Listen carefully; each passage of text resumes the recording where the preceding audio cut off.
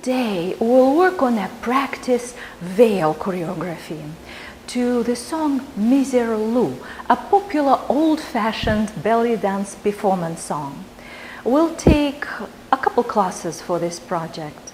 The choreography is totally fit for a performance. As always, if you're a skilled veil dancer, you will probably embellish it a bit on top of the steps I suggest. But even as such, it's a good sequence to practice or perform. The reason I call it a practice choreography is we'll repeat many moves twice to drill them on both sides. Right? So if I were performing this dance, I may tweak the second repetition just a bit so that maybe its first 4 counts are the same, but the last 4 counts are different. And again, it's a matter of taste. I am a repetitive dancer. I like repetitions and I like symmetry. When I watch a dance, if I love a move, I want to see it again as a dancer, you know.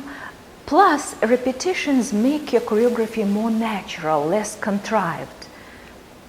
Maybe I should use a kinder word, less artsy. It's like nature. The patterns repeat in nature, right?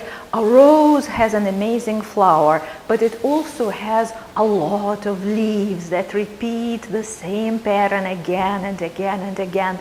And if we had only flowers and no leaves, flowers wouldn't look so amazing to our eye, right? Same with our choreographies.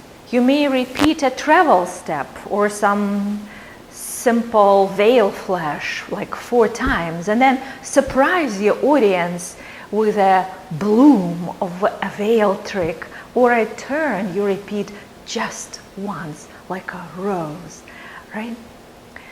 As you know, veil moves fall into 2 groups. Veil tricks, really sophisticated ways to maneuver your veil for spectacular effects, and simpler moves that accompany travel steps, turns, sways, arabesques, and so on. We'll use some tricks and a lot of veil flares, body frames, some high drama moves, and so on.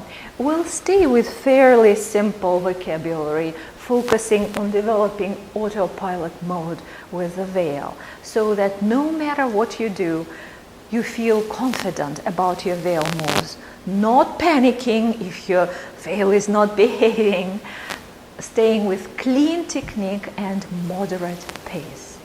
Many veil performances lack hip work altogether because veil dance is all about full and upper body moves and angles.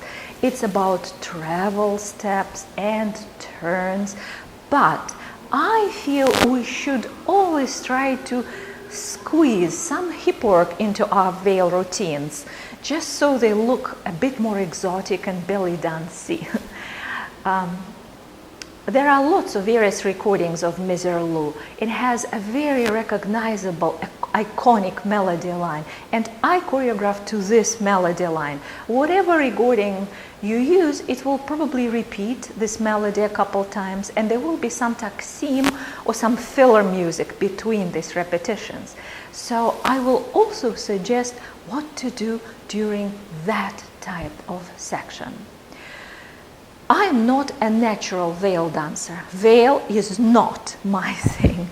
But as dance professionals, we have to be able to perform in any genre within our dance form, right? So even if you don't normally perform with a veil, grab a veil and fear not. We'll try to juice the simplest moves to be expressive, clean, and impressive.